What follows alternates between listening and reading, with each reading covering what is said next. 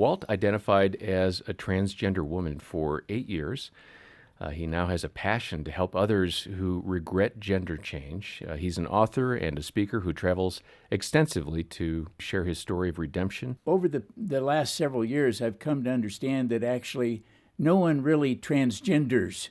That would suggest that they can actually change from one gender to the other. But I tried it for 8 years, and you really can't change. When I work with people, and I have for 10 years, I sit down with them and try to identify what the actual issue is that they're struggling with. And when they realize that maybe they were sexually abused, or they were emotionally abused, or they were physically abused, or they were addicted to pornography, or just wanted to identify as a different person like I did because I was sexually abused, which in the people I work with is, a very high percentage. Up to 40% of the people I work with have been sexually abused. So what we want to find out is what happened that caused you to not like who you are. And in that moment, that person then opens this up and we start to unpack it, and they begin to feel, oh, okay, now I know why I feel this way. And then at that point, the person can kind of begin to come back and realize they don't need to act out as a transgender person. The truth is that biologically, you can't change a man to a woman. Scientifically, you can't change a man to a woman. Hormonally, you can't change a man into a woman. There's internal morphology that doesn't change. The only thing you can do through surgery and hormones is to neuter someone, but you can't change them to another gender. So I've got a court document that I went through with my doctors and my therapist, where they actually had to admit that the surgery and hormones don't change anybody's gender. You can neuter them, but you can't change them to another gender. So they had you acknowledge that. They acknowledged it in a court document to California Superior Court that they couldn't change anyone's gender with hormones and surgery. For me, being my grandmother was a seamstress. She made dresses for ladies. That's how she earned an income. She was very poor. And I got curious about, her making dresses. And I made some indication to her that I wanted to dress. And so she made me a purple chiffon evening dress just for my little 4-year-old body. And then what I didn't realize that I can share with you today, that looking back at this, what I realized is the second she put that purple dress on me and started affirming me, what really came through was she was actually saying there was something wrong with Walt. And so you can't affirm somebody in a different gender without at the very same time saying there's something wrong with you the way you really are. Going to sleep at night after wearing the dress, and keep in mind, this was a secret my parents didn't know about that we were doing for the first couple of years. They only learned later. But when I would have those weekends with Grandma where I cross-dressed, and I would go to bed at night, and I would think about that purple dress and think about, wow, I wonder what it would be like. You start to really fantasize. You start to dream. This becomes a dream world, and it becomes an obsession. And this great desire continues to build. So for 2.5 years, it was a secret. But what's so interesting is how this really overwhelms you to the point where you have such a strong desire to fulfill this dream and desire to change gender. One of the things that happened early on, as when I was about 7 years old, as a result of the purple dress, my Uncle Fred found out about me wearing a purple dress, and Uncle Fred decided that I was fair game to be sexually abused. And so this is so, the consequences, I keep wanting to use that word because we need to have that, in our head. It needs to rent space in us to realize there are consequences. So had it not been for the purple dress, my uncle never would have sexually molested me. It never would have happened. Wow. So you have the consequence, which looked benign, of wearing a purple dress, and then feeling that there was something wrong with Walt that carried on for several years, and then to be sexually abused just because of the purple dress. Then later on, I had this extra baggage that I carried with me, and I learned later on that one of the things I believe, and I just believe deep down inside me, that I wanted my genitalia removed, not so much to become a female, but as protection against ever being sexually abused again. Oh, my goodness. This became my way of being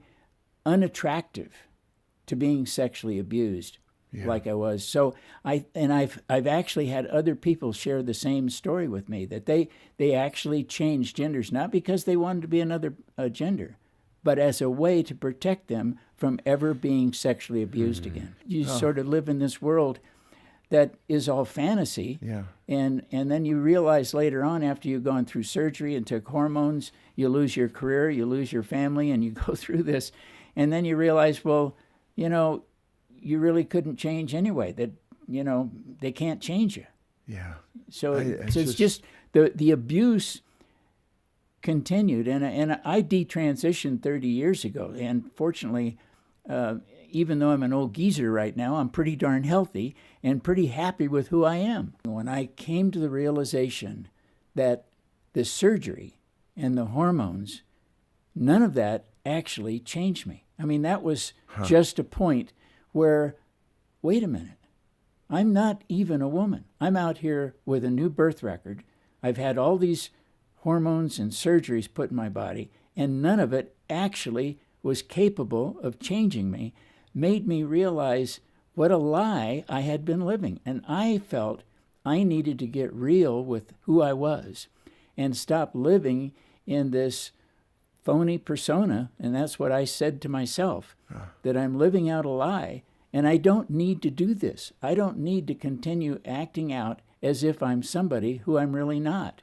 And it was that just knowledge that I really wasn't a woman that made it absolutely lock solid. I had to go back and be Walt. Depression and anxiety are just kind of one basic component of struggling with your identity. You're going to be anxious about it. How soon can I get it done? You're going to be depressed about who you are. And so what I've found in the people that I've worked with, and that's basically the group that I can talk about, is that they either, like Kathy Grace has talked about, they were sexually abused, they were emotionally abused. Some of them were passed around from foster home to foster home. They had something in their life that caused them to really not connect with who they were. They didn't have a father figure. Something happened. And there's really a number of things that happened to them. Some of them have body dysmorphia, dissociative disorder, schizophrenia, bipolar disorder, obsessive compulsive disorder.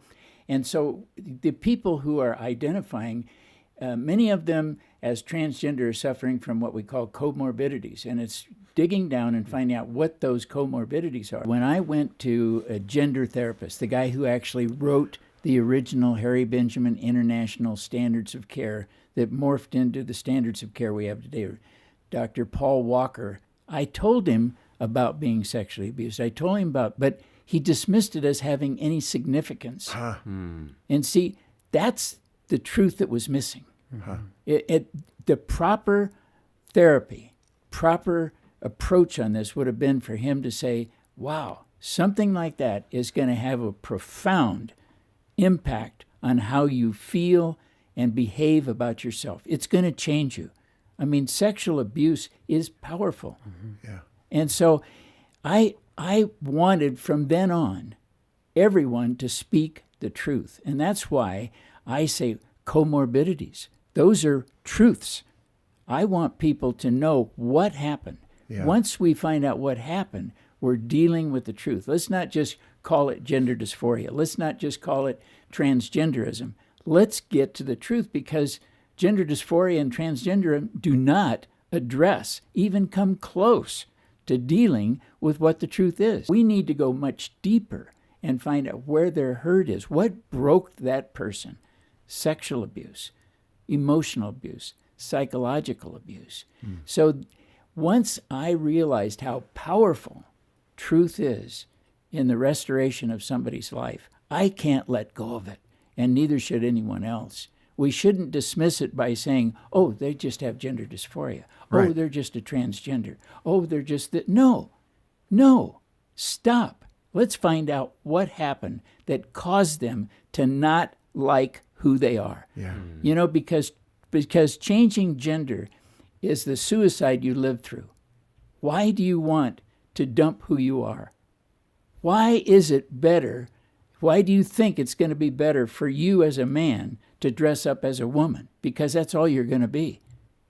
Why isn't it good for you to dress as a man and be the man you are? Why do you think it's better to put on a dress? What makes that better? I want to know what makes that better.